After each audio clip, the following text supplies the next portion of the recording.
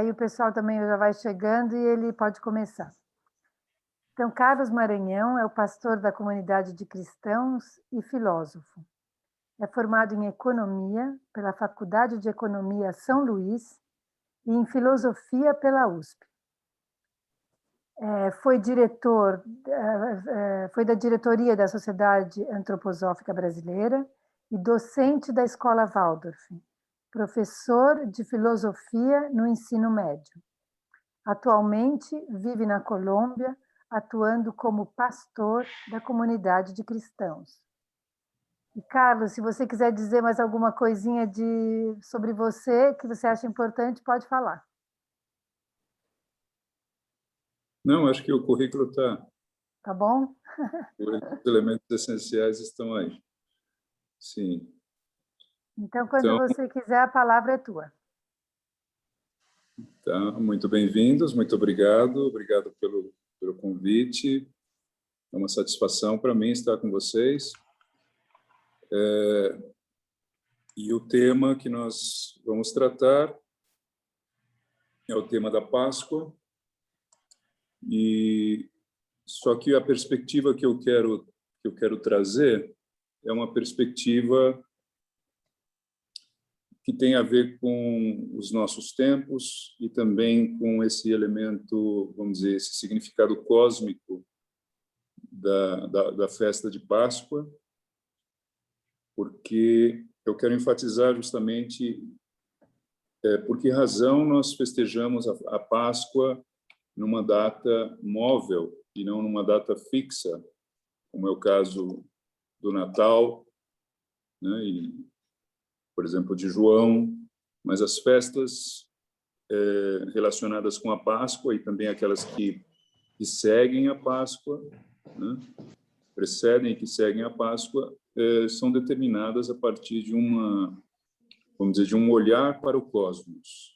Nós, para chegarmos a essa data, temos que olhar para os céus, temos que saber quais são os elementos celestes que determinam, porque a data é sempre determinada a partir do primeiro dia do sol, ou seja, o primeiro domingo, depois da primeira lua cheia, a partir do início da primavera no hemisfério norte ou do outono no hemisfério sul. Então, nós temos que ter esses elementos, né? O sol, a lua, né? E o início da primavera ou do outono.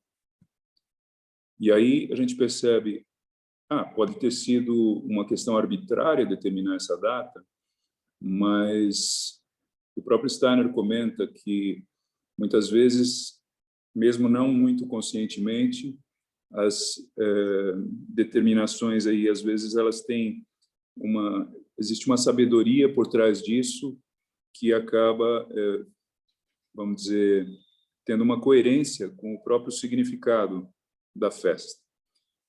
E eu quero enfatizar esse aspecto da determinação cósmica deste evento, e, na verdade, do significado cósmico deste evento. De que a Páscoa não é meramente uma festa terrena, né, em que nós nos voltamos para aquilo que foi a morte e ressurreição do Cristo, né, mas perceber que esse evento da paixão, morte e ressurreição, né, tem um significado cósmico, tem um significado não apenas para a Terra, mas para toda a evolução, digamos, da humanidade e também do cosmos. Quer dizer, não é um evento meramente terreno. Ele tem a ver, sim, com a questão do nosso destino terrenal, o nosso destino na Terra, mas ele tem também faz parte daquilo que nós poderíamos chamar de uma economia espiritual divina.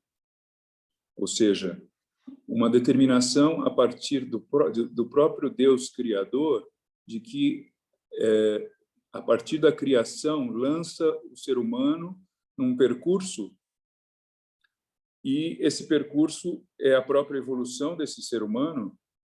Então, junto com a criação, está também o próprio Filho de Deus, que é aquilo que também, aquele ser que representa também a questão da criação, porque é a criação do Pai e do Filho, junto com tudo que é criado e que impulsiona, vamos dizer, toda a evolução da humanidade.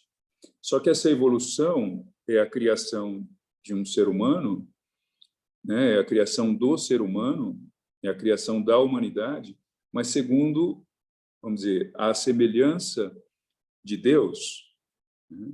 A imagem e semelhança de Deus, o que significa que esse ser ele está destinado por essa criação a também ser um ser divino. Só que isso significa também todo um percurso de uma paulatina separação do mundo divino, e isso é fundamental para que este ser possa, no determinado momento, ou no momento preciso, ter a possibilidade, então, de adquirir liberdade. Então, nós não podemos pensar a Páscoa sem essa perspectiva. Eu quero estender essa perspectiva até a criação e, a partir daí, né, perceber qual é o significado desse evento tão marcante que é o que nós chamamos de Páscoa. A Páscoa cristã. Sem essa perspectiva, nós poderíamos dizer a festa não tem um significado explicável. Quer dizer, a razão de ser da festa da Páscoa é um marco dentro desse, vamos dizer, desse projeto divino de criação. Se a gente remonta a esse projeto divino de criação, nós vamos perceber que mesmo o evento mítico da queda do ser humano, ou seja, daquilo que é o evento de separação do mundo divino, uma separação, digamos, que está representada no mito da expulsão do paraíso.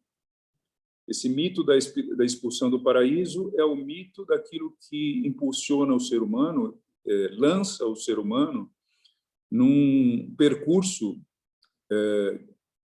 que a gente poderia chamar de cultural, ou seja, toda a história da humanidade ela começa a partir desse evento, né? Enquanto o ser humano está nesse paraíso, mesmo já vamos dizer, na condição terrena, mas ainda numa terra paradisíaca em que o ser humano não está separado nem da natureza e tampouco do mundo divino, então esse ser não tem história e tampouco tem cultura. A história e a cultura só fazem sentido a partir dessa expulsão do paraíso, porque aí é o ser humano, então, no seu processo de evolução. E a gente poderia dizer essa caída, ou essa queda, eu estou aí com os termos em espanhol, esta queda,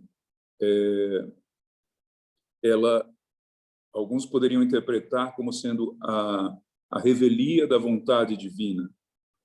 Mas isso não faz nenhum sentido. Não faz nenhum sentido que essa queda seja a revelia da vontade de Deus. Porque se ele cria o ser humano à sua semelhança, né, então isso significa que ele quer que esse ser humano se estenda naquilo que é o seu potencial mesmo, para que ele volte em liberdade para o divino. E para que isso possa acontecer, então, essa queda é necessária. Essa saída do mundo divino, essa separação é necessária. A gente sabe das influências de seres, vamos dizer, que estão ali justamente para tentar, né, a tentação de seres malignos para que esse impulso tenha, vamos dizer, um início, né? Mas mesmo esses seres são colocados ali, de alguma forma, está de acordo com este projeto divino da evolução humana. né? Faz parte deste projeto ter ali esses elementos malignos para que na tentação o ser possa se separar deste pertencimento, desta harmonia primeva, né? Dessa harmonia pré-evolutiva, desta harmonia inconsciente, a gente poderia dizer, né? E aí, essa economia divina significa, essa separação, ela tem uma direção, ou seja, a direção da contínua separação do ser humano do mundo divino, mas ela tem também um enorme perigo de que essa separação, nessa contínua separação, que o ser humano possa perder-se nesse impulso e que isso seja uma separação contínua e irreversível. Então, para que isso não seja irreversível, para que seja necessária aí um retorno, um caminho de volta, é necessário uma inflexão em um determinado momento da sua evolução. E essa inflexão ela não pode ser nem antes e nem depois. Ela tem uma data, ela tem vamos dizer, um tempo necessário em que isso é necessário que ocorra para que essa inflexão, esse retorno seja possível. E esse é o significado, então, do mistério de Gólgota. O mistério de Gólgota é, vamos dizer, o evento fundamental. Por que é chamado também, né, o evento fundamental na transição dos tempos? A gente pode falar que o tempo ele vai até este momento e aí ele tem uma inversão aí uma transição, uma mudança fundamental na evolução do ser humano. E é então o resgate, é o caminho de retorno, é o potencial desse retorno.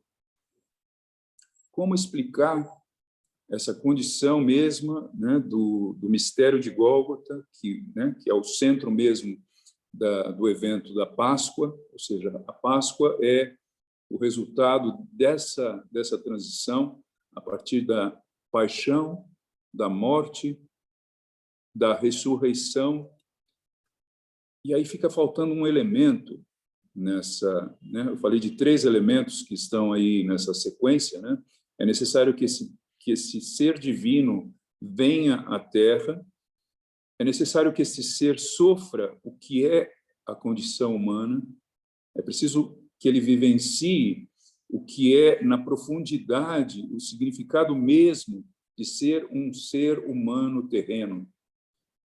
Veja que é um ser humano, que é um ser divino que não tem necessidade por si mesmo, para a sua própria evolução, não tem a necessidade de entrar nesse percurso, tornar-se ser humano, sofrer o que é ser humano, superar a morte, vencer a morte, né? E aí dar o exemplo. Ele não o faz por si, ele o faz por nós, por amor à humanidade. Então, assim como o projeto divino de criação lança o ser humano num percurso cada vez mais afastado do divino, por necessidade mesmo de que ele adquira depois uma autoconsciência e possa depois fazer o retorno, mas para que esse retorno seja possível, é necessário um exemplo divino de ser humano. É necessário que o ser divino venha à Terra e mostre ao ser humano o que é um ser divino sofrendo o que é o ser humano no seu limite, ou seja, no limite do sofrimento e da morte. Não há como entender a Páscoa sem essa perspectiva cósmica desde a criação, né? Porque isso está na própria economia espiritual que determina o momento dessa transição. Só que o momento dessa transição é apenas o início de um processo de retorno que depende aí de um quarto elemento, porque eu falei do sofrimento, né, da paixão, da morte, da ressurreição, e aí falta um elemento para completar esse percurso, para que o ser humano possa, de fato, entrar no mistério, né? Porque uma coisa é o próprio mistério, né? O mistério de Gólgota, né? O enigma dessa vinda desse ser divino à Terra, o exemplo que é dado, mas aí falta um elemento, e esse elemento a gente poderia chamar de revelação. Revelação. Ou seja, é a compreensão do mistério. E essa compreensão do mistério é uma compreensão que só pode acontecer em cada indivíduo humano, quando esse ser humano individual está pronto para receber o Cristo em si e fazer em si a ressurreição. Não dá para entender ressurreição do Cristo como um evento externo sem que isso seja vivenciado pelo indivíduo. E aí a gente percebe que essa revelação, embora tenhamos exemplos de seres humanos que tenham vivenciado isso junto com o Cristo, os discípulos, e posterior a eles também os santos ou aqueles iniciados, né? Mas esses são sempre seres, vamos dizer, individuais que acabaram sendo considerados como precursores daquilo que só num determinado momento da humanidade ela poderia estar apta a ter essa compreensão e completar o processo com esse quarto elemento, que seria, então, a revelação.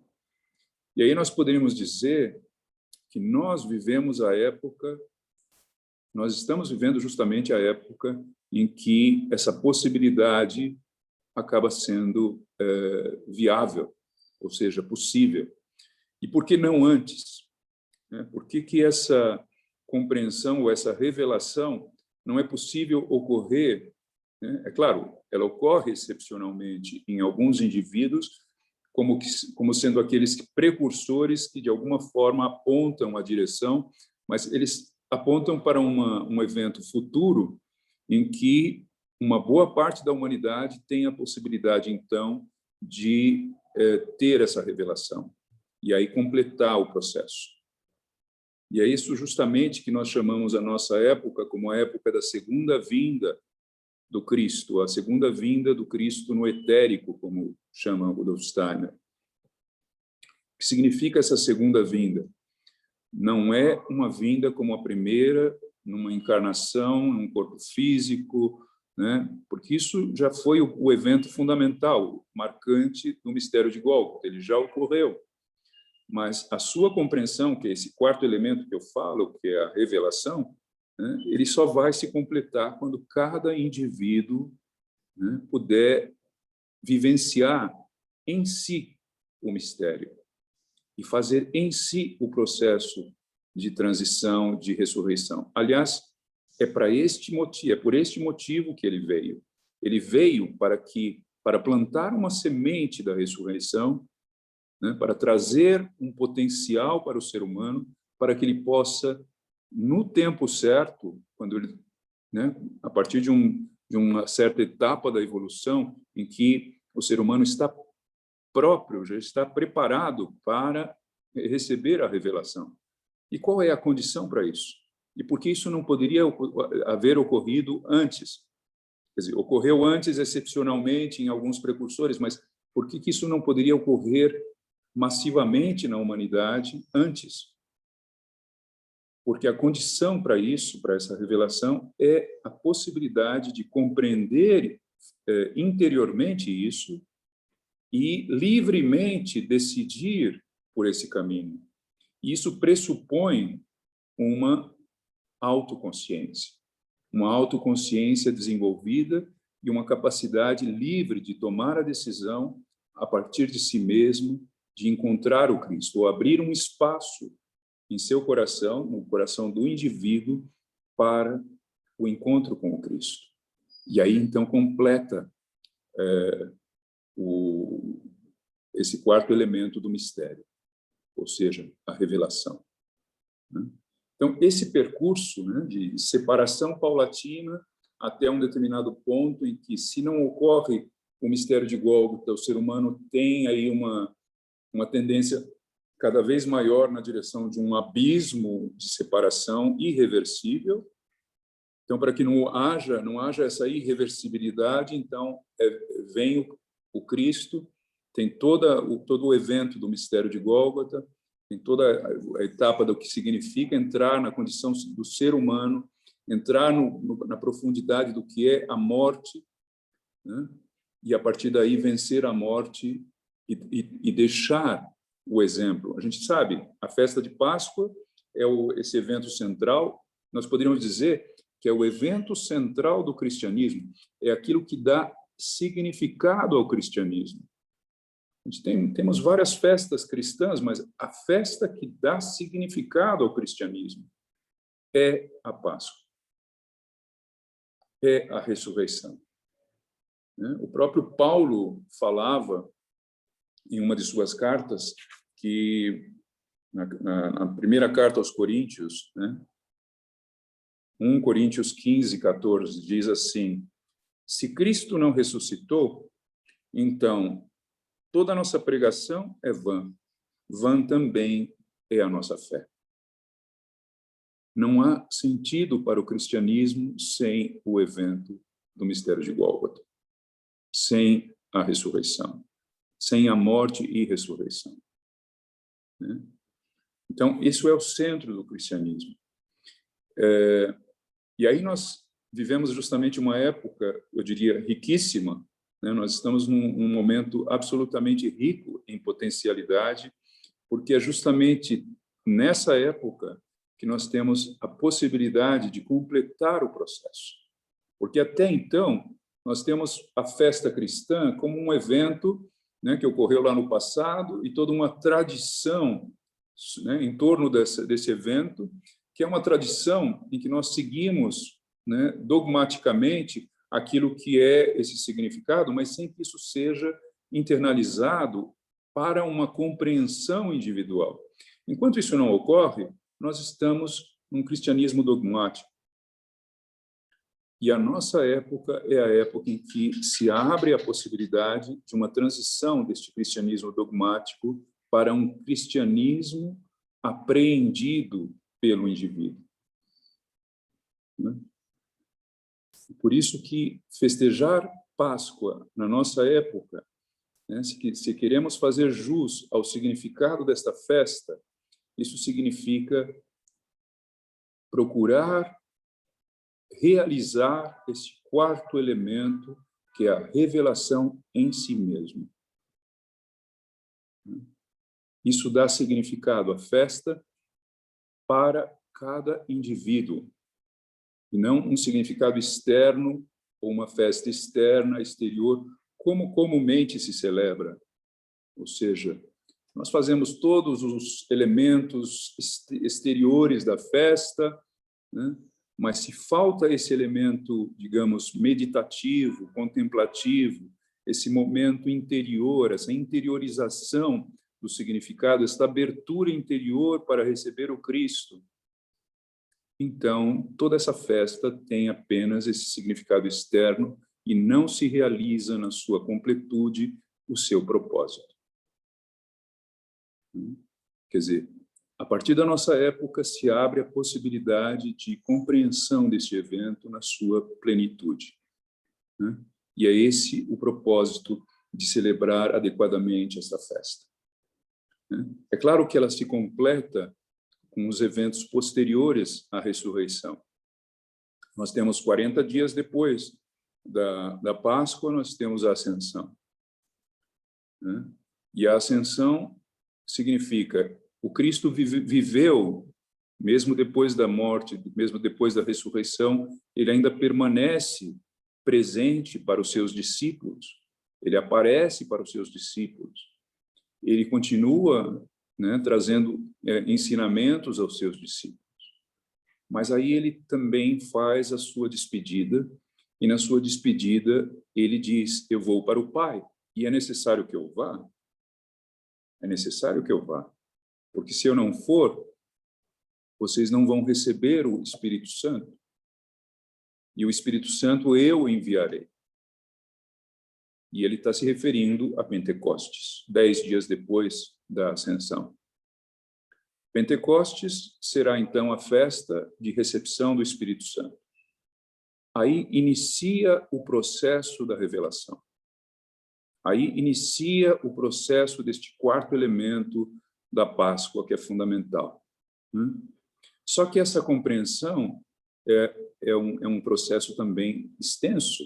Nós poderíamos dizer, 50 dias depois da Páscoa, né, Pentecostes, recepção do Espírito Santo pelos discípulos, aí eles se tornam capazes de levar à frente a Boa Nova.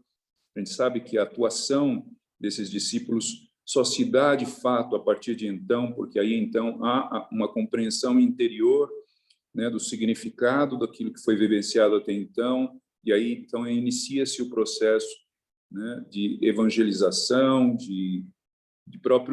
da própria evolução do cristianismo.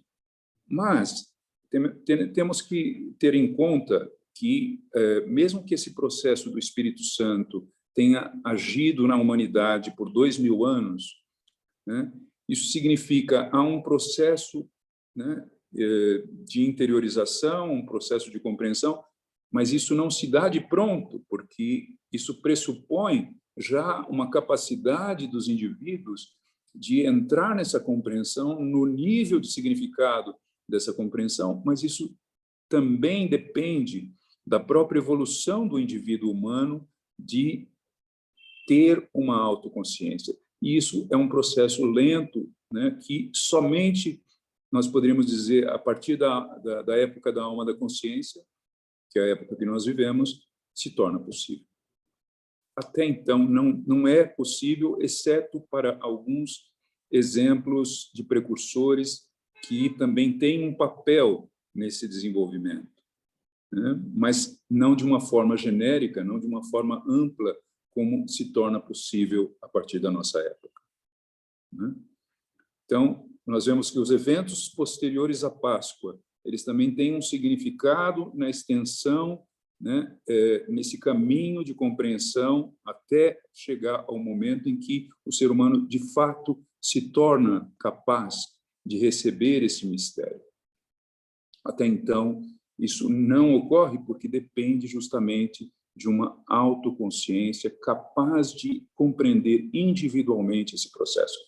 Não é à toa que nós temos alguns, vamos dizer, alguns espiritualistas cristãos, digamos, alguns filósofos existencialistas cristãos, e eu gostaria de citar um deles, que eu tive acesso a um dos seus livros recentemente, chama-se Miguel de Unamuno, né, por estar aqui num país de hispanoparlante, né, então tenho buscado alguns autores espanhóis, ou pelo menos filósofos cristãos, que tenham um significado importante na evolução da humanidade, e um deles é o Miguel de Unamuno, né, filósofo do final do século XIX, início do século XX, em que um dos seus livros, que chegou à minha mão através de um desses sebos que eu gosto de buscar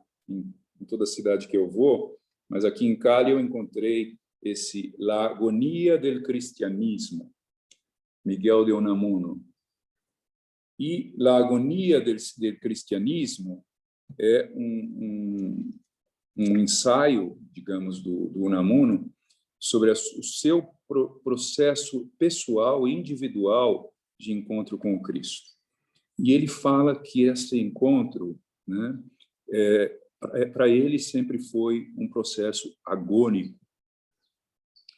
E agonia é um termo grego que significa luta, que significa um processo interior de luta, de busca de sentido para a vida. Não é à toa que ele é um filósofo cristão existencialista, né? Porque é nessa luta de compreensão da condição humana, né, mas de um modo muito pessoal, e ele enfatiza esse aspecto, de que essa agonia, de que essa luta é uma luta individual. É um processo em que você se dá conta da sua própria condição. Para isso só é possível quando esse ser humano chegou a um determinado grau de autoconsciência e de autonomia e de autodeterminação, né, para que ele possa escolher o seu caminho. É claro que o existencialismo, né, que marcou o final do século XIX e início do século XX, né, ele está marcado por filósofos essencialmente ateus, na sua maioria. O processo de investigação dessa autodeterminação, dessa autoconsciência, né, parece que, inelutavelmente, coloca a própria questão de Deus como uma das questões a ser, vamos dizer, investigadas. E, inelutavelmente, muitos deles, nesse autodeterminismo, acabam se afastando do divino como sendo... Mas eles se afastam, na verdade, de uma tradição. Eles já não conseguem mais engolir essa coisa de receber isso externamente como algo dado. Isso precisa ser vivenciado interiormente. Então, é até compreensível por que o existencialismo ele é marcado principalmente por filósofos ateus. Mas, felizmente, temos alguns exemplos, né, de filósofos existencialistas cristãos, e o Miguel de Unamuno é um deles.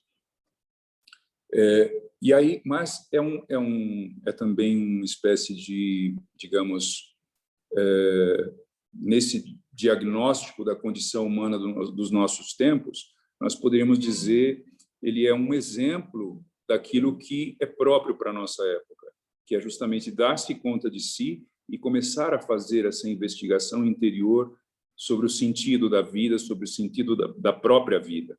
Então, não é à toa que, neste processo, né, alguns acabam resvalando para um outro campo. Mas isso também é a história individual de cada um. Mas aqueles que o fazem reconhecendo o mistério crístico e identificando-se justamente com esse caminho, não é difícil de imaginar que esse é um caminho agônico, ou seja, de luta, de busca de entendimento de si mesmo, né? Por isso agônico, como diz o Unamuno, né? Mas temos outros. O Karl Jaspers também é um existencialista cristão e que também reconhece no Cristo justamente essa fonte, né, de significado e de sentido, mas também a partir desse trabalho interior que nunca vamos dizer, simplesmente suave, tranquilo, porque ele envolve justamente uma autotransformação, uma transformação interior necessária.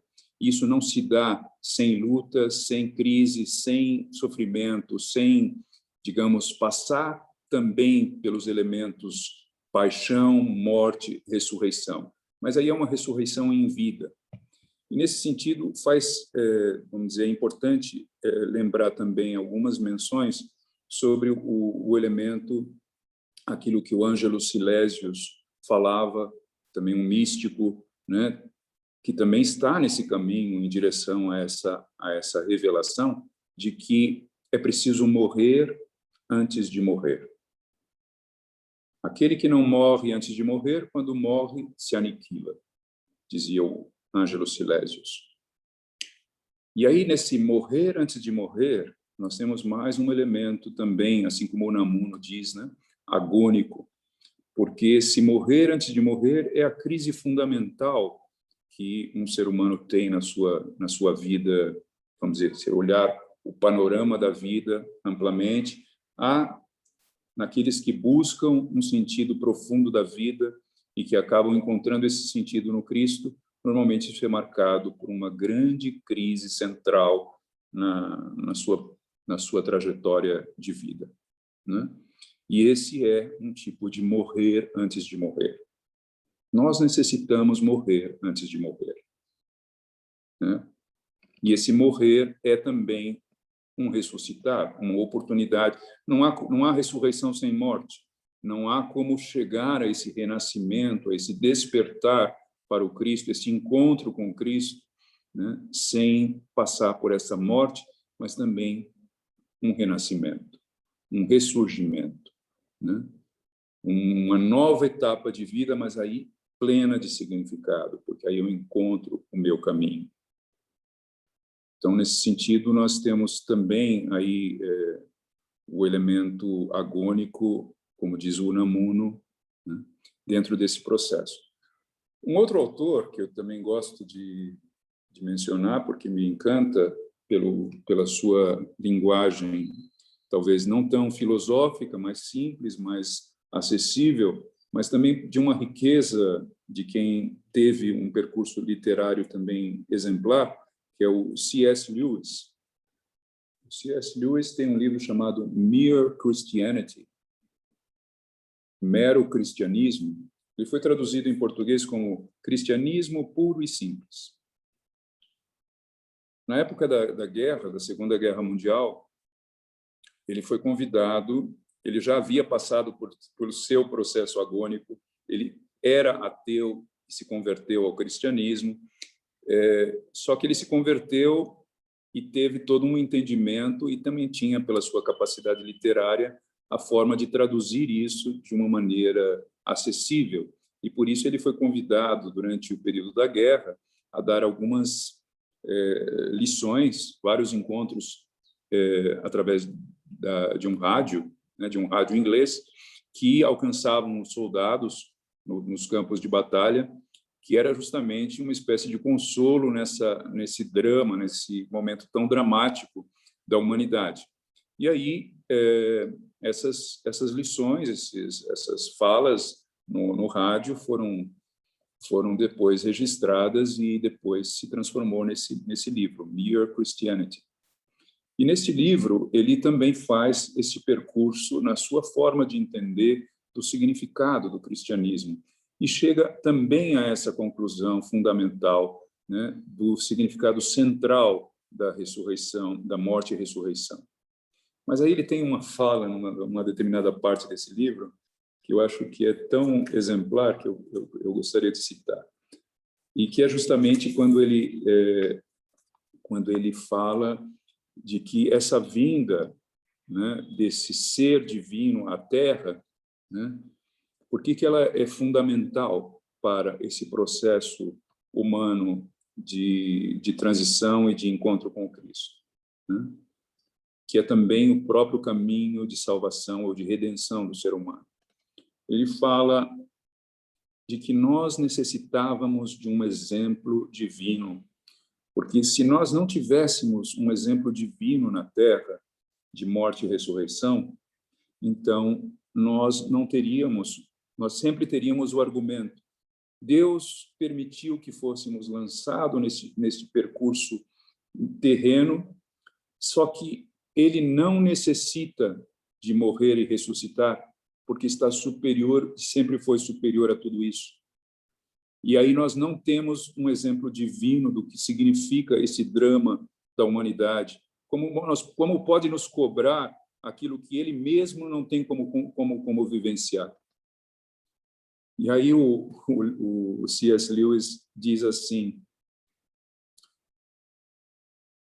apenas uma pessoa má, ou uma pessoa, digamos, má no sentido de não pronta, não totalmente inteira, não totalmente já evoluída, né, necessita arrepender-se. Arrepender-se no sentido de dar-se conta de um caminho, fazer o retorno, fazer a autoavaliação, né? Eu prefiro o termo metanoia, né, que temos no Evangelho original de João, quando fala do Batista, né, que fala arrependei-vos, mas arrependei no sentido de dar-se conta de si mesmo, fazer a transição, fazer a autotransformação mental do que significa, né, é uma transformação de pensamento. Esse é o significado de metanoia, é esse dar-se conta. Só que somente uma pessoa que tenha essa condição de separação e que, portanto, se dá conta da sua imperfeição, né, tem necessidade, então, de uma metanoia, de um arrependimento. No entanto, só uma boa pessoa, ou uma pessoa perfeita, ou uma pessoa, né, evoluída, tem condições de fazer a metanoia perfeitamente, ou arrepender-se perfeitamente, né? Quanto pior você é, né, tanto mais necessita da transformação e tanto menos é capaz. Só uma pessoa perfeita pode fazer perfeitamente a transição. E essa pessoa não necessita. Esta pessoa é o próprio Deus, é o próprio Cristo. Não necessita, mas é necessário que ele venha, é necessário que Deus venha à Terra e dê o exemplo, e mostre que é possível. E agora nós já não temos mais como argumentar. Nós não temos o exemplo divino, como pode ele nos cobrar isso? Não, nós temos o exemplo divino. Então, agora nós não temos como dizer, não temos o exemplo divino, porque nós temos. E esse é o argumento do C.S. Lewis. Entre outros, quer dizer, e por que um autor como esse, também do século XX, né, se dá conta dessa condição da revelação do mistério como condição para a transição humana, para a autotransformação, para o dar-se conta, né, para a metanoia. Isso só é possível justamente porque, a partir deste momento, né, nós temos os sintomas, quer dizer, esses exemplos, esses seres humanos que se dão conta, mas se dão conta de uma forma existencial profunda em si mesmo, né, da necessidade de autotransformação a partir de uma autoconsciência, de uma decisão própria, a partir já de um estado, de um eu maduro, suficientemente maduro para fazê-lo livremente. E é nesse sentido que nós, então, realmente chegamos a esse ponto, né, em que estamos na humanidade de hoje. Mas aí há um ponto também importante nesse percurso, né, que é a constatação de que isso só se tornou possível dentro de um processo de transformação da humanidade em que o ser humano caiu nessa condição, vamos dizer, prevalente de uma visão materialista de mundo. Nós vivemos num mundo essencialmente materialista. Os movimentos espiritualistas que nascem e que florescem ao redor do mundo, né, ainda é um movimento de minoria. Só que ela tem esse movimento, não é restrito ao nosso movimento antroposófico, ou seja, visões espiritualistas, mas não tradicionais, no sentido de que simplesmente reproduzem aquilo que tradicionalmente se ensinou, mas dentro de uma visão já, digamos, caduca ou anacrônica, né, para dizer o mínimo. Isso dentro desse movimento materialista é que surge a necessidade, então, de transformação, porque é neste movimento materialista que é o próprio movimento materialista que, na sua radical separação do divino, também produz as possibilidades individuais de despertar. Esse despertar só se torna possível justamente quando, na dor da separação, você se dá conta de si como um ser que não pode estar, que não há como explicar esse ser na sua riqueza e na sua profundidade sem ligá-lo a uma fonte divina. E aí, então, todo o processo de retorno e de resgate e de redenção. Então, isso se dá essencialmente a partir dessa condição de separação radical que é a própria visão materialista. Mas, ao mesmo tempo, nós nos damos conta que o materialismo, na sua radicalidade, né, ele é justamente o oposto daquilo que é a visão pascalina, daquilo que é o próprio mistério do Gólgota, o mistério da Páscoa. E aí a gente pode pensar, né, materialismo e Páscoa são forças contraditórias, são caminhos contraditórios, são compreensões contraditórias, né? Então, festejar a Páscoa num mundo materialista, né, se nós não nos damos conta do radicalismo do que significa essa postura, né, não dá para você simplesmente entrar nessa festa e festejá-la e depois manter a visão meramente materialista, porque isso é, vamos dizer, uma atitude esquizofrênica do ser humano. E o problema é que nós temos essa manifestação esquizofrênica e ela permeia também o nosso meio. Ou seja, nós somos contraditórios na medida em que festejamos a festa e voltamos às nossas condições ditadas pela visão de mundo materialista prevalecente. São contraditórias. Só faz sentido, né, festejar Páscoa na sua essência e na sua profundidade, né, reconhecendo que essa festa e esta manifestação, né, ela só é coerente quando ela também espelha um processo pessoal e interior na direção daquilo que nós chamamos de ressurreição. Do contrário, nós estamos justamente nessa visão esquizofrênica de que festejamos externamente e voltamos às nossas condições cotidianas prevalentemente materialista. É uma contradição em si. E é por isso que o Steiner nos chama a atenção de que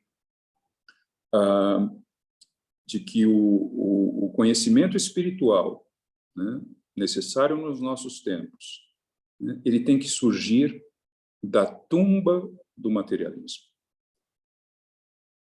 Ou seja, nós precisamos estar despertos, né, e conscientes para que possamos vivenciar aquilo que o Steiner chama de segundo mistério de Gólgota, que é o que ocorre na nossa época, que é justamente a possibilidade do encontro com o Cristo no etérico.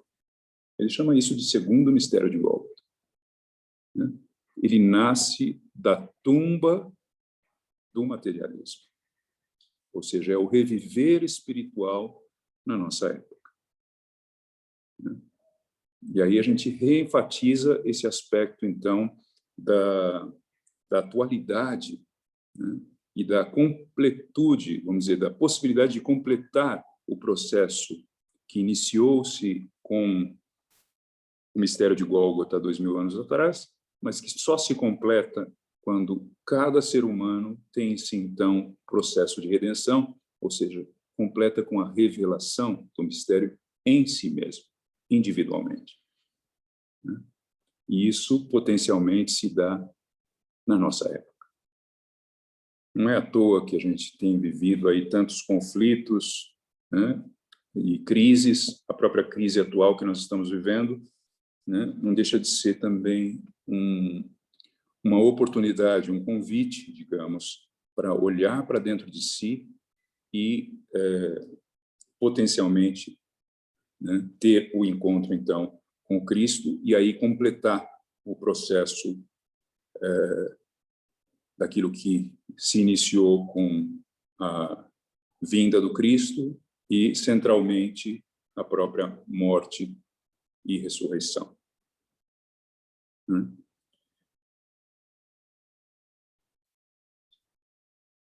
Então, há também algumas frases de efeito, né, no sentido de que Cristo está como que sendo crucificado dentro dessa visão materialista de mundo, né, e ele está sendo crucificado principalmente no campo do conhecimento, ou seja, de uma ciência materialista, de uma ciência que não leva em conta, não dá não entra nessa profundidade do que é o significado dessa separação do ser humano, para que haja, então, essa redenção, por não reconhecer aquilo que é a fonte fundamental do ser humano, que é o espírito, né? Ou seja, nós temos que vencer essa pedra da tumba, né?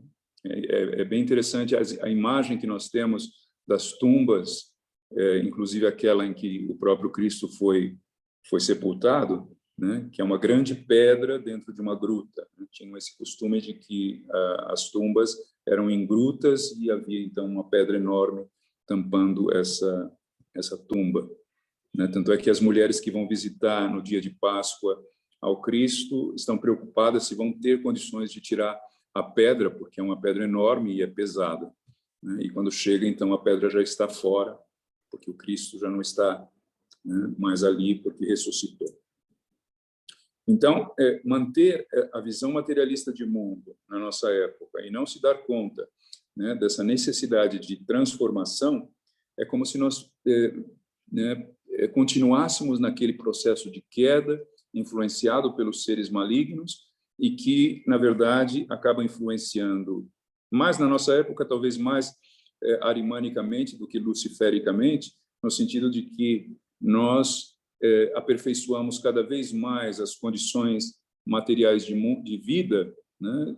Temos uma sofisticação, né, para a satisfação das necessidades materiais ou nas necessidades físicas, mas isso seria, quando muito, uma sofisticação daquilo que para nós, né, são necessidades meramente animalescas, ou seja, nós nos igualamos a animais que querem satisfazer-se nas suas necessidades básicas, mas não fundamentalmente nas suas necessidades, na sua necessidade de autocompreensão ou de uma, vamos dizer, de uma condição de reconhecimento da sua fonte espiritual.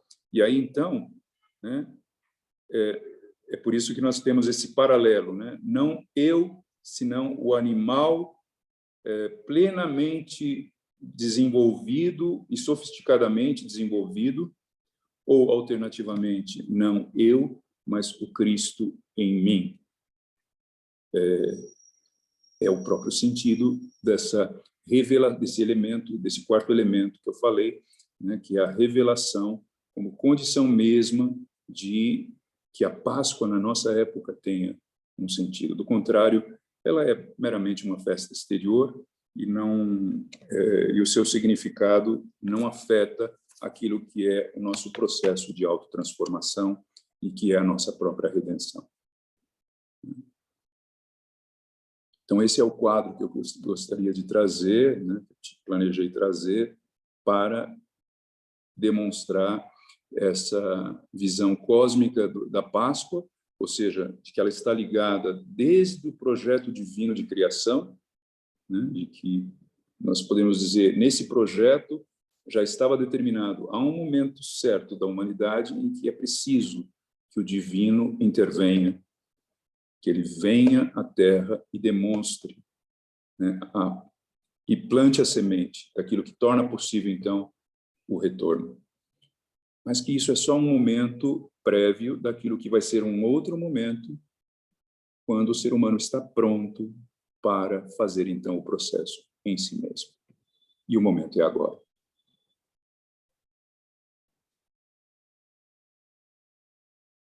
Eu acho que agora é o momento que a gente pode começar a interagir,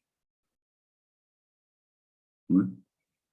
Com perguntas, observações, ou talvez alguns elementos que a gente ainda possa aprofundar. Então, pessoal, quem quiser fazer alguma pergunta diretamente, né, Carlos? Sim, preferentemente.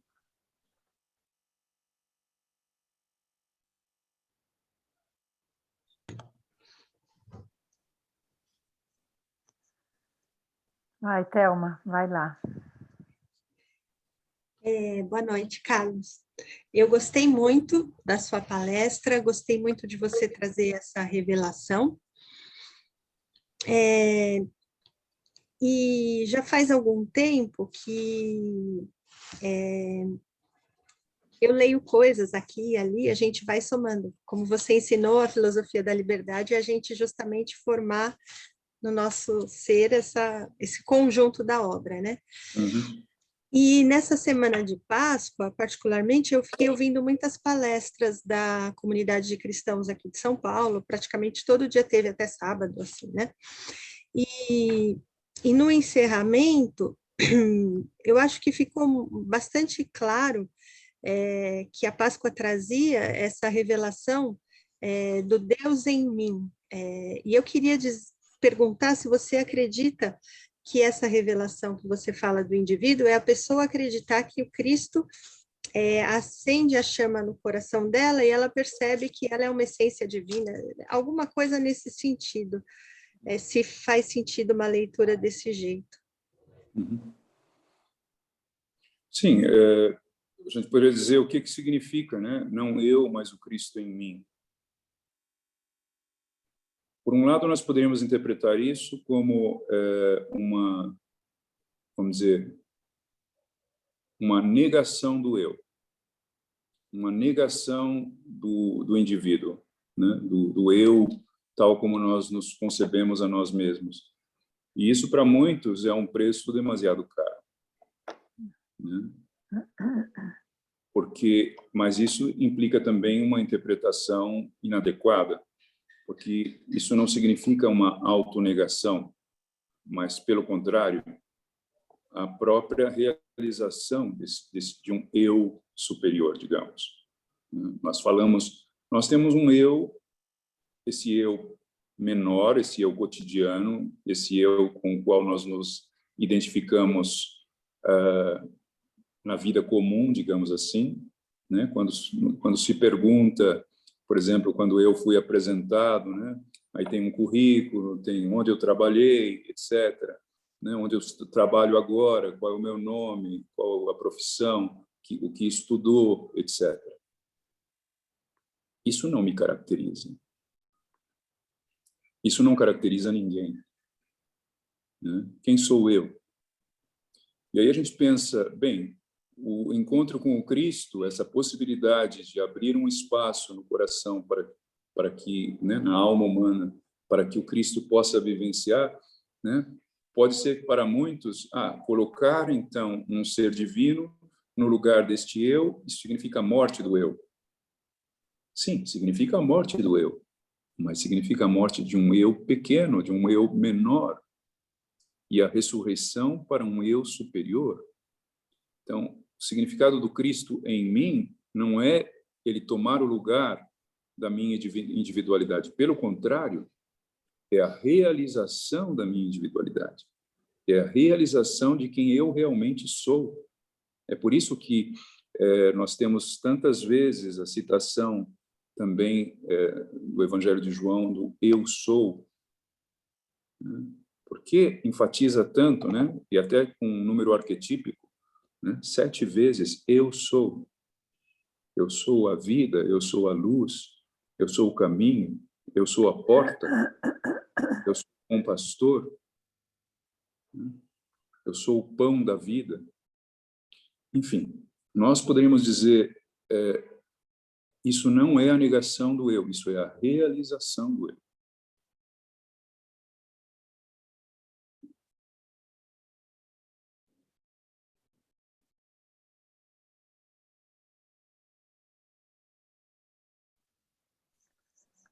Carlos, no começo você falou economia espiritual divina, né?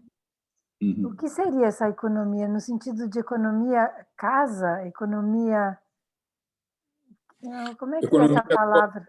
Economia cósmica no sentido, vamos dizer, de que o divino cria o mundo, né? Cria um espaço, cria o tempo, cria o espaço e o tempo, né? A gente poderia, é sempre interessante ler o Gênesis, né? De como se dá essa entrada no tempo, ou talvez ler o Velho Saturno do Steiner, né? Na Ciência Oculta, como surge, né? Antes não há tempo, depois passa a ter o tempo. Então, essa casa cósmica que vai ligar futuramente a própria Terra, vai significar todo um processo de criação, de ter esse espaço para a humanidade, de iniciar a própria cultura, mas essa economia divina também significa levar em consideração de que essa criação ela se dá de um determinado modo e que isso tem uma continuidade, essa criação continua até os nossos tempos, e aí vários elementos nesse processo evolutivo em que a mão divina está ali cuidando, né, dessa economia da evolução humana. E por isso prevê já de antemão nesse projeto divino um momento em que a redenção, o mistério tem que acontecer para que o ser humano possa não estar perdido nessa evolução, mas que ele tenha também a sua oportunidade de retorno. É nesse sentido que a gente fala de uma economia divina. Ótimo, obrigada. João, Carlos, é João. Eu queria agradecer a sua palestra, acho que foi bastante importante para mim ter ouvido. Eu nunca tinha prestado atenção ou ouvido falar sobre a revelação. E quando eu penso na revelação e pelo que você trouxe, porque eu tenho uma grande dúvida, uma grande questão, o que é esse Cristo no etérico, essa segunda vinda do Cristo? E se eu entendi direito, essa segunda vinda do Cristo no etérico é essa possibilidade dessa revelação em nós acontecer. É como se a gente, em algum momento da nossa vida, sofresse alguma coisa tão dura que a gente se sentisse crucificado, morto, e disso você tem que ressurgir, né? Não sei, até porque às vezes eu penso assim, ressuscitar, a gente não morreu, mas é como se fosse nascer de novo, né? E como é que, se isso está correto, como é que esse segundo nascimento, essa segunda vinda do Cristo no etérico aconteceu? Muito boa pergunta, Grícia. Nós temos que pensar aqui essa questão da revelação, ou essa que coincide, né, com a segunda vinda do Cristo, como algo que só pode ocorrer no tempo de cada um. Existe uma visão, digamos, inadequada de que isso é um acontecimento apocalíptico no fim dos tempos, isso é o juízo final, isso é um evento catastrófico de destruição e que só vai salvar aqueles que merecem ser salvos e outros serão condenados. Há várias visões totalmente inadequadas com relação a essa visão apocalíptica, porque Apocalipse, na verdade, significa revelação. Então, na verdade, o Apocalipse é o Apocalipse no momento apocalíptico de cada um. É o despertar quando cada um está pronto para despertar. Potencialmente, nós vivemos uma época em que muitos podem despertar na nossa época, justamente porque amadureceram o suficiente para ter essa possibilidade de fazer a escolha livre de encontrar com o Cristo. Ou, muitas vezes, vivências, digamos, como essa que você fala, né, de uma crise fundamental na vida, em que há a possibilidade de entrar na profundidade do ser e perceber, né, de que o caminho que eu tenho levado até então é um caminho que não tem mais sentido. E que só faz sentido agora eu entrar num caminho de ligação com o fundamento do ser, que é um fundamento espiritual. Isso é o meu momento de encontro com Cristo. Isso é o momento da segunda vinda. E ela só vai acontecer no tempo de cada um.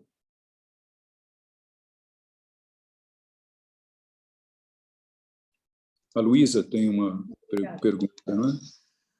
Oi, Carlos, boa noite. Boa noite, Luísa. Bom, obrigada pela palestra, muito bom. Eu estava te ouvindo e aí você falou desse quarto passo, assim, não sei se seria isso, mas que é a revelação. E eu fiquei em dúvida desses passos anteriores, assim, seria a própria morte, o renascimento, isso seriam os passos. Eu fiquei com esses 3 passos. Morte, ressurreição. A paixão, morte, ressurreição, e aí o 4 seria essa revelação. Sim. É isso. A gente pode entender isso no sentido, vamos dizer, de entender o mistério de Gólgota, ou seja, a vinda do Cristo, em que eu tentei colocar o porquê que ele não pode vir direto e já se apresentar como Deus na Terra, e porquê que é tão fundamental que ele se torne ser humano e demonstre que conhece o que é ser humano na profundidade do que significa ser humano, principalmente ser humano separado, ser humano na Terra, ser humano, né, existencial, digamos. E, nesse sentido, nós entendemos, então, a sua necessidade de sofrimento. Para muitos, né, essa visão do Deus sofredor é o cúmulo do absurdo, né? Porque vamos colocar o exemplo, né, do que é dessa crueza da dor, porque né, essa valorização do elemento sofrimento, né? E, no entanto, não significa valorização do elemento sofrimento, mas do entendimento de por que é necessário que o ser humano, que o ser divino entre na humanidade e vivencie o que é, na crueza e na profundidade do que significa ser humano. Não bastaria ele chegar e só, já por ser Deus, né, prescindir desse elemento, porque aí isso significa não vivenciou o que é ser humano na sua profundidade, em todas as suas condições, né? Isso por um lado.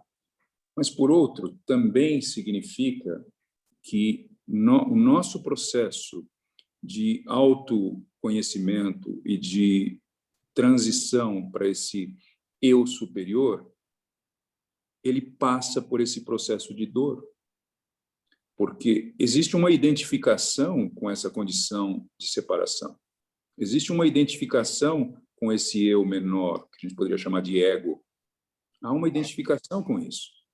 E enquanto nós permanecemos identificados com ele, nós não podemos fazer a transição, porque nós simplesmente reenfatizamos a condição de separação.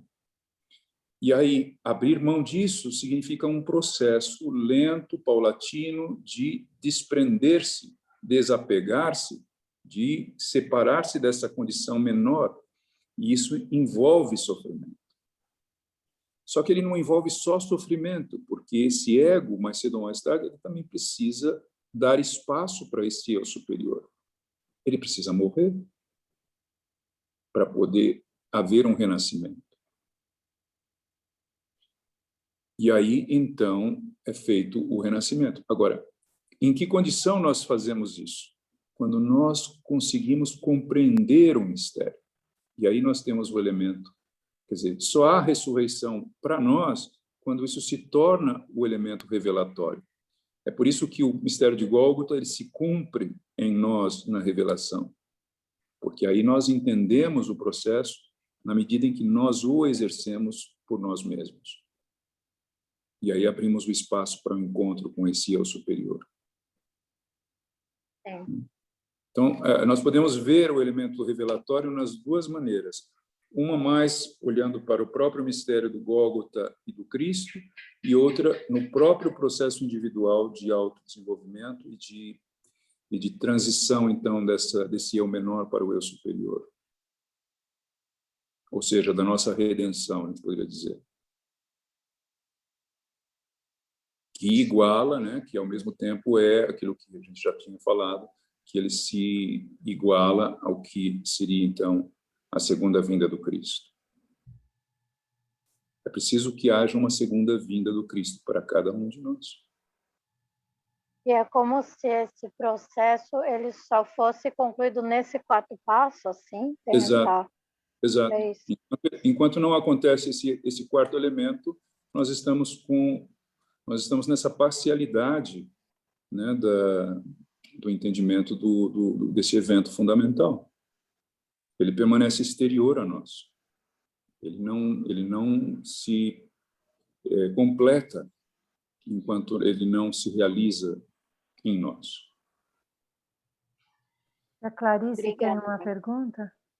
Eu não sei nem formular a pergunta adequadamente. Primeiro, eu agradeço as palavras,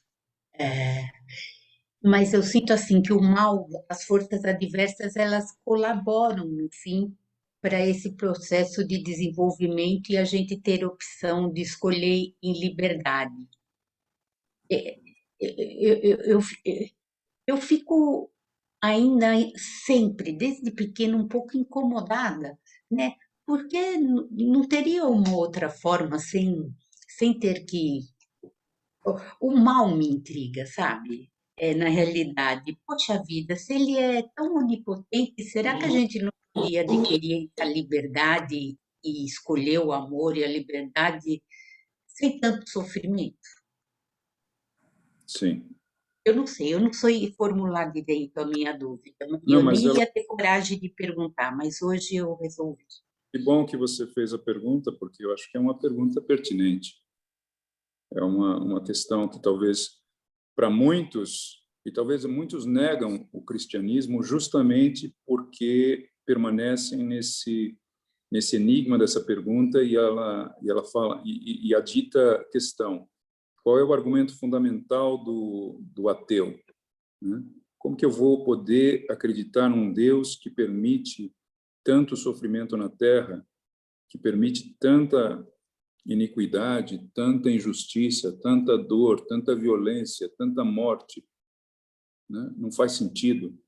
E como não faz sentido, não faz um sentido lógico, então nós, muitos, orgulhosamente, se colocam, então, contrários a esse Deus.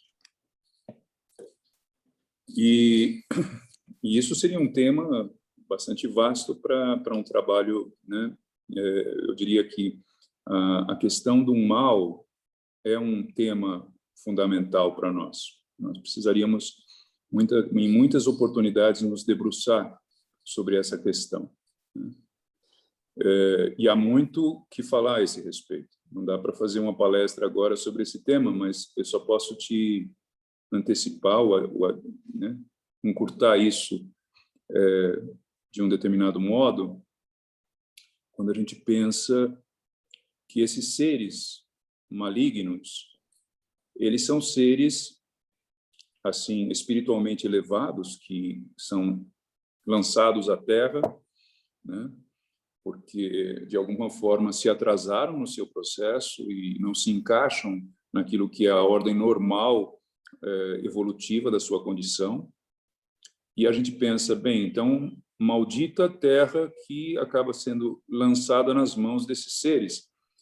E maldito esse Deus que permitiu que esses seres pudessem, então, adentrar na alma humana.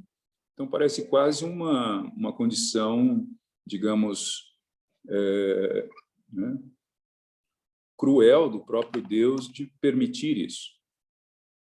Mas será que nós poderíamos imaginar que, sem essa condição, o ser humano permaneceria eternamente, né, no seu estado inconsciente, né?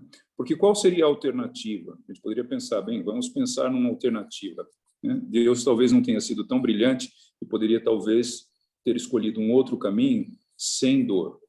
E esse caminho sem dor significaria esse ser humano, né, não precisa evoluir, ele não precisa ser livre, ele não precisa aprender a amar, basta que ele seja já de pronto, imediatamente, igual ao ser divino desde a criação. Ele já nasce pronto. Gente, se ele nasce pronto, ele não se distingue de Deus. Ele não se separa de Deus. E Deus permanece sempre, né, nessa condição de que nunca vai poder contemplar a si mesmo no outro. Se ele nasce pronto, ele não se distingue de Deus e ele não pode ver este outro porque ele está intimamente ligado nessa unidade. Então, é preciso que esse ser seja lançado, justamente como eu falei no início, nesse processo econômico-espiritual, de que ele é lançado num processo evolutivo. E nesse processo evolutivo, inelutavelmente, ele vai precisar chegar num determinado momento em que ele se separa do divino por influência de outros seres que dentro desse processo de separação também acabaram se evoluindo e que permite, então, né, que ele seja lançado naquilo que a gente chama de história e de cultura. É um amor divino tão profundo que quer que esse ser humano seja um ser superior e que alcance o amor não por uma necessidade, porque esses seres superiores, eles amam pela sua própria condição de ser, enquanto que o ser humano só pode aprender a desenvolver um amor em liberdade, ou seja, escolher o caminho do amor. Isso só é possível com o elemento do mal. Do contrário, ele tem um amor necessário, ou seja, ele teria já esse amor pronto, ele já seria evoluído antes da evolução. Isso não tem condição, não faz sentido. Só faz sentido entrar num processo evolutivo, e no processo evolutivo ele precisa se confrontar, e é o próprio confrontamento com o elemento do mal que faz com que ele desperte para si mesmo. Do contrário, não há autoconsciência. Então, a gente pode pensar, qual é o preço? A gente poderia falar, Deus poderia eliminar o mal da humanidade de pronto, com a mão tira o mal da humanidade. E aí a humanidade fica no seu estágio permanentemente estacionado na sua evolução. Não há evolução. Deus nos ama tanto que não pode permitir isso. Ele quer um ser evoluído, e esse ser evoluído tem que passar por um processo de confrontamento com o mal para poder dar-se conta de si mesmo, despertar para si mesmo, ser livre e a escolher amar. Resumidamente, porque isso Claro, demandaria muito agradeço. mais. Agradeço. Mas para o nosso Eu me senti um pouco assim pertinente de fazer essa pergunta, mas você fica vendo as crianças, sei lá, não sei se eu acho que eu acho que nós estamos num grau da humanidade que, assim, talvez por informação, o sofrimento me dói. Eu sei lá, chega uma hora, sabe, você vê uma criança, você vê. Ai, sei lá, eu acho que eu não conseguiria não ouvir hoje e não falar isso. E me senti Não, que bom impertinente que você de fez a perguntar pergunta. isso, viu? Não, isso é uma pergunta que não dá para responder assim. Eu não posso falar que a minha resposta é suficiente. Isso é um mistério que nós precisamos meditar profundamente. E é importante que a gente sinta, assim como você sente, essa dor de ver o sofrimento humano, porque é quando nós genuinamente sentimos essa dor que nós podemos, de fato, transformar em nós mesmos e transformar o mundo. É preciso que cada vez mais pessoas sintam essa dor, para que o caminho de reversão disso seja possível. E esse caminho de reversão só será possível quando o ser humano mesmo se colocar num caminho de transformação. E é por meio deste sofrimento e desta experiência que nós somos colocados, então, nesse caminho. De outro modo, não ocorre esse caminho. Acho que o Luiz está com a mãozinha levantada. Eu queria perguntar. Primeiro, eu queria agradecer, Carlos, que foi muito esclarecedor, sabe? Foi bem importante te ouvir. E eu vou colocar, talvez, numa forma mais simples de como eu entendi. Então, de uma certa maneira, você tem uma entidade cósmica que faz uma vivência terrena, e para aquilo, e esse sacrifício que foi feito para ser completado, agora exige que nós façamos uma vivência cósmica na nossa vida terrena. Em certo sentido, eu entendi isso. E claro, e aí o que eu queria, o que para mim ainda vê é que isso também devolve para a evolução cósmica algo, quer dizer, é muito maior, tem uma magnitude cósmica também a nossa atitude, é isso? Sim, esse é um elemento que a gente poderia acrescentar. Obrigado, Luiz, por lembrar, porque a gente pode pensar, é interessante, isso está em algumas epístolas da comunidade de cristãos, e que, para muitos, às vezes, ao ouvir pela primeira vez, parece surpreendente quando se fala de que, por meio do ser humano, Deus evolui.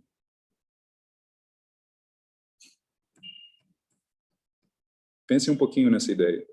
Por meio do processo do ser humano, ou seja, da revelação que se dá e do processo concreto mesmo, né, de autotransformação, nessa realização do ser humano no seu potencial, né, Deus evolui.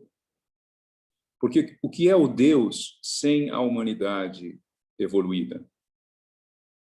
É o Deus solitário, que não se vê. É o Deus solitário que não se vê. Ele é perfeito, ele já está pronto, né? Mas ele não tem um espelho.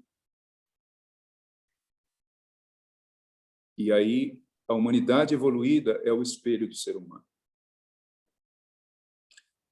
A gente pode também pensar na ideia do filho de Deus e do filho do homem. O Cristo também é chamado de filho do homem. E muita gente não compreende essa frase porque, como assim? Sim, ele se tornou ser humano. Então, ele é filho também dessa entidade, digamos, dessa hierarquia. Ele é filho de Deus, da origem, e é também filho do ser humano que se criou, né? E a partir do momento que se criou, e aí então a realização desse filho do homem só vai se dar porque ele é filho de um homem e ele lança a questão desse homem em potencial. A natureza humana é uma natureza imperfeita, né? Mas a caracterização não é da perfeição que se encontra em seres já prontos, como as flores, né? Como os animais. No seu arquétipo, eles já estão prontos. O ser humano ele não é um ser pronto, ele é um ser em aperfeiçoamento, em evolução. Então, o filho do homem é o filho do homem potencial, que só se realiza quando esse ser humano realiza idealmente o próprio arquétipo homem, e por isso o Cristo é também o modelo do que é esse ser humano potencial. E quando, então, a humanidade completa o quadro, né, se realiza na sua plenitude, na sua potência, no seu potencial, aí o Deus completa. Ele se completa com isso. É por isso, então, que a evolução do ser humano também é a evolução dos seres das hierarquias superiores, porque participaram na criação desse ser humano e, nessa participação, lançaram algo que só se realiza e, na medida em que se realiza, completa o próprio processo desses seres nas hierarquias intermediárias, mas, em última instância, o próprio Deus. Então, nesse quadro, a gente fala, né, essa revelação para o ser humano como necessidade para a realização do mistério de Gólgota em nós é também o potencial da evolução divina, porque aí ele se espelha no ser completo, que a gente sabe que ainda estamos muito aquém, mas que nós precisamos dar os passos nesse caminho. Nós somos a completude do processo divino. É por isso que é como se todos os seres superiores ficam assim, olhando para a Terra e torcendo e lançando forças para que o ser humano possa sentir a necessidade do processo e dar continuidade, porque depende dessa tomada de decisão do ser humano a completude desses seres que contemplam e que lançam forças para este processo. Não é como se fossem indiferentes se nós escolhemos ou não, ou como se essa indiferença não tivesse consequência no seu próprio processo. Seria um fracasso desses seres superiores que nós não recebamos essas forças e não nos conduzimos nessa direção evolutiva. Seria um fracasso de Deus, imaginem.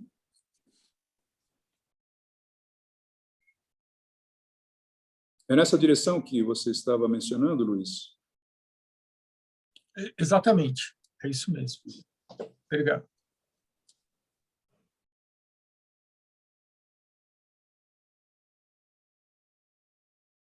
Mais alguém?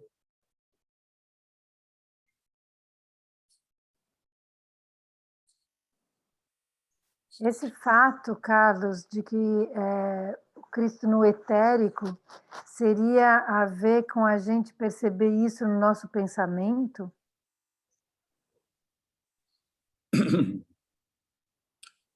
O Cristo no etérico significa, a partir do momento que o Cristo ascende, né, na ascensão ao Pai, não significa que ele se retira da história da Terra. Ou seja, ele se une até o fim dos tempos. Isso também está nas Escrituras. Até o fim dos tempos ele estará conosco. Ou seja, ele está presente no etérico da Terra, na atmosfera da Terra, na atmosfera etérica da Terra. A atmosfera etérica da Terra é uma atmosfera espiritual, né? E aí o Cristo, ele se une à humanidade, ele se une karmicamente a toda a humanidade. Ele é um ser cósmico, ele não é o pai de uma religião específica. Nós não podemos falar que esse Cristo cósmico seja o que dá significado a uma religião, cristianismo.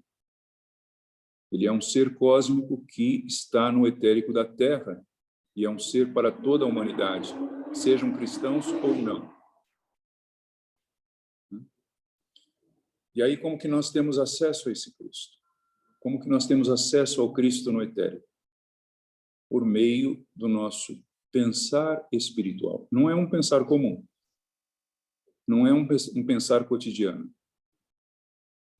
É um pensar do coração. É um pensar que abrange todo o nosso ser. É uma força espiritual que nós temos potencial para exercer. É disso que o Steiner fala na Filosofia da Liberdade.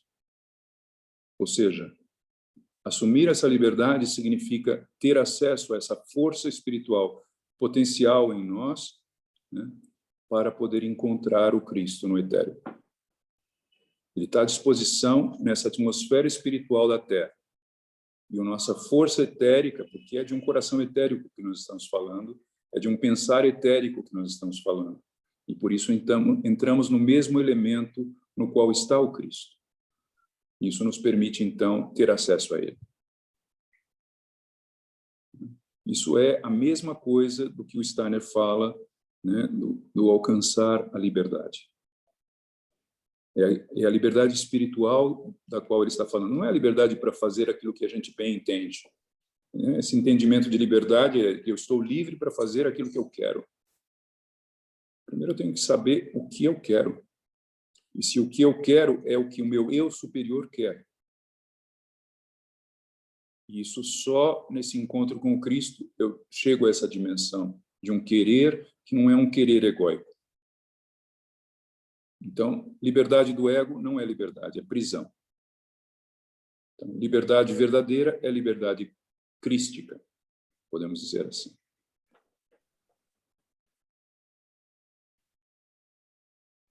Obrigada. Eu queria fazer uma pergunta. Eu Quem? sou a Kátia. Oi, Kátia. Sobre o perigo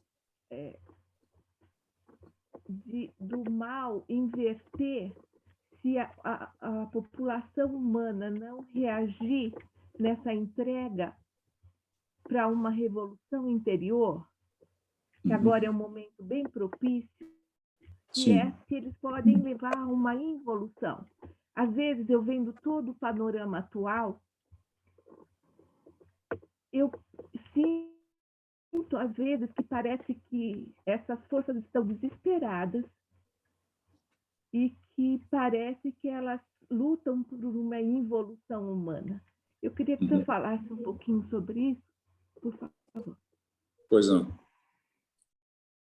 Sim, de fato, muita gente que olha ao redor e pensa o que está acontecendo com a humanidade, né? Parece que a gente, em vez de estar num caminho evolutivo, estamos num caminho involutivo, num caminho de decadência.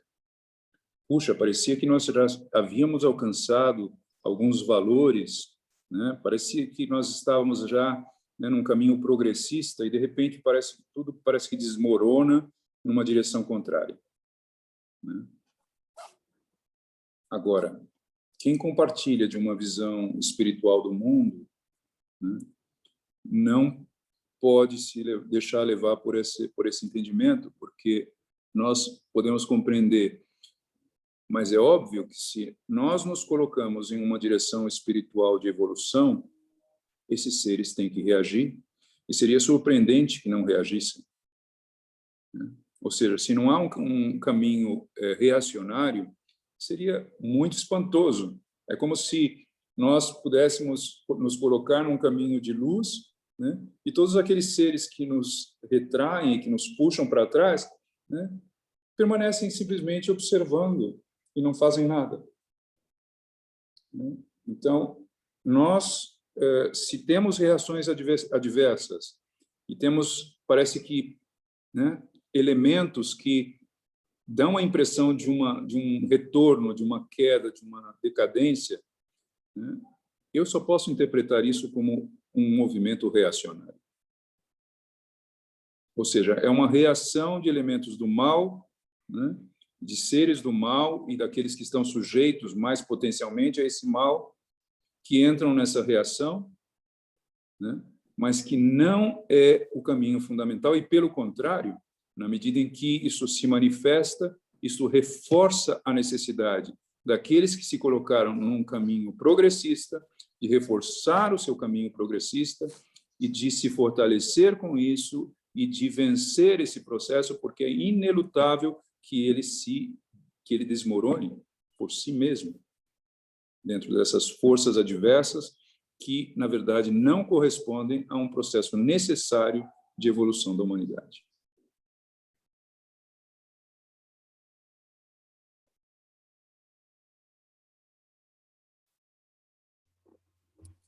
Obrigada. Mais alguém? Sou eu, a Paula. Boa noite, maravilhosa palestra. Eu queria fazer uma pergunta sobre sentir-se uma trindade. Como o senhor relaciona com a quadrinidade? Com a quadrinidade, você quer dizer com a quadrimembração? Quadrimembração, exatamente. Ah, sim. A trimembração e a quadrimembração. Como a gente pode fazer um link da trindade com a membração e a quadrimembração? Por favor. Interessante. Eu não sei se eu já tenho isso pronto, mas a gente tem que fazer o exercício agora, já que você propõe. Na verdade, eu estava numa reunião essa semana com a Mary Porto, a gente está estudando o Teosofia, né? E veio essa pergunta no grupo, e aí ela falou assim, vamos perguntar para o professor que ele pode nos elucidar alguma coisa, pode nos dar uma... Não, vamos pensar juntos, então, porque isso não me ocorreu ainda. Mas se a gente toma assim, né, de que a trindade divina, ela corresponde à trindade, à trimembração em nós, né, porque nós temos um pensar, um sentir e um querer, né? E aí a gente pode pensar, nós temos, nessa trimembração do pensar, sentir, querer, né, nós temos o que é mais adormecido em nós, que é a vontade, né, que é o querer. A vontade está dormindo em nós, mas ela também é constitutiva do nosso ser. Então, é interessante que, por exemplo, na Epístola da Trindade que nós temos na comunidade de cristãos, isso é retratado de uma forma bem interessante, porque coloca o Deus Pai como o Deus que é substância da nossa substância, ser do nosso ser.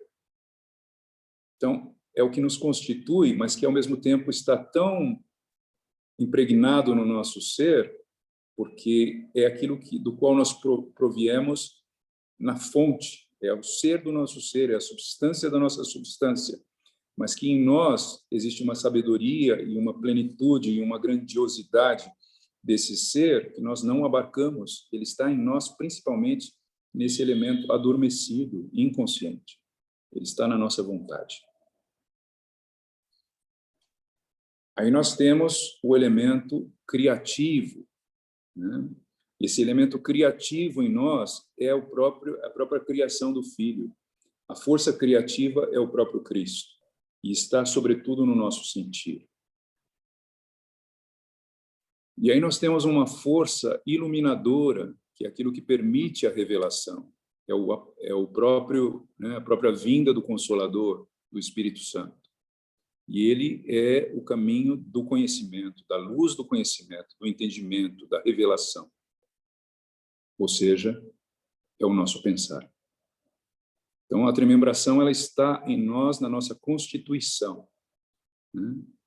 Deus Pai, Deus Filho e Deus Espírito está na nossa constituição, né? Naquilo que está adormecido em nós, no Deus Pai, naquilo que está no nosso sentir, e no nosso espírito criador, que é o Cristo.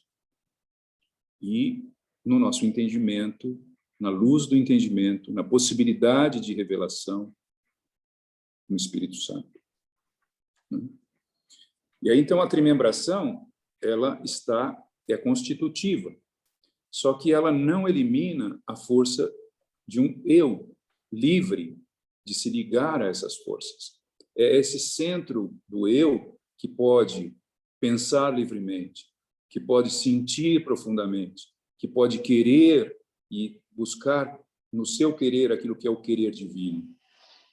Esse é o eu. Só que ele é uma força independente dessa trindade, porque senão, se ela se constituísse na trindade, então nós estaríamos naquilo que seria o elemento, vamos dizer, antes da evolução, e, por conseguinte, não livre. Então, esse eu, que seria o quarto elemento, né, ele olha para essa constituição que se estabelece no seu ser, mas ele é uma individualidade livre. Por isso ele não se identifica com a quadrimembração, vamos dizer, não há uma quadrimembração divina, mas ao mesmo tempo há, porque a força crística desse Cristo em mim é esse eu evolutivo que também realiza a trindade, digamos assim. Mas isso é um exercício que a gente está fazendo agora de pronto na sua proposta, né? Isso poderia ser meditado e levado adiante. Tá bom? Dá tempo. Obrigada, professor. Sim, Luísa. Não, é que eu me perdi nessa remembração que você fez. O Espírito Santo seria o nosso pensar? Seria esse pensar livre? Teria essa qualidade do Espírito Santo? Eu me perdi um pouco na quadrimembração e na trimembração. Os esquemas são sempre simplificadores e perigosos. Sim, né? Sim. A gente põe um esquema ali e depois fala, então isso é assim. Então pensar é o Espírito Santo. Tomamos cuidado com isso. Né? O que eu falo é, a Trindade, ela se manifesta em nós nesta constituição, principalmente nessa visão assim, de que aquilo que é constitutivo do nosso ser mais profundo, e, portanto, isso ainda está muito adormecido em nós, é o Deus Pai. Ele é substância da nossa substância, ser do nosso ser. E ele se manifesta principalmente na nossa vontade. Se manifesta principalmente na nossa vontade. Não vai dizer, não, então Deus Pai é a nossa vontade. Esquematismo.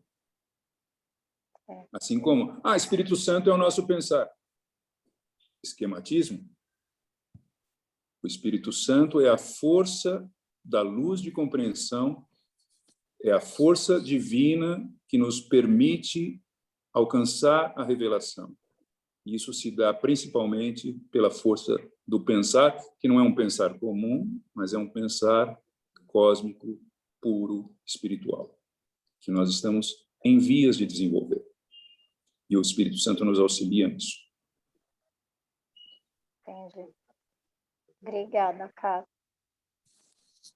Nossa, Carlos, quanta coisa, meu Deus. Muito lindo, obrigada, hein? Palestra maravilhosa. Eu agradeço a vocês, porque a gente, quando conversa, quando compartilha, também se alimenta. Então, fico muito grato. Tá? E até uma próxima oportunidade. Uma boa noite para todos vocês. Obrigada a todos pela presença e obrigada, Carlos, de novo. Foi muito, muito esclarecedora a tua palestra. Que bom. Agradeço. Mais uma vez, perdão, viu? Perdão pela minha pergunta. Não, pelo contrário, você não deve pedir perdão, porque ela foi muito pertinente. Foi ótima. Clarice, vai tranquila. É lógico. Eu tive coragem pela primeira vez e foi muito bom. Agradeço de coração, viu? Foi muito bom. Boa noite. Obrigada. Boa noite, maravilhoso.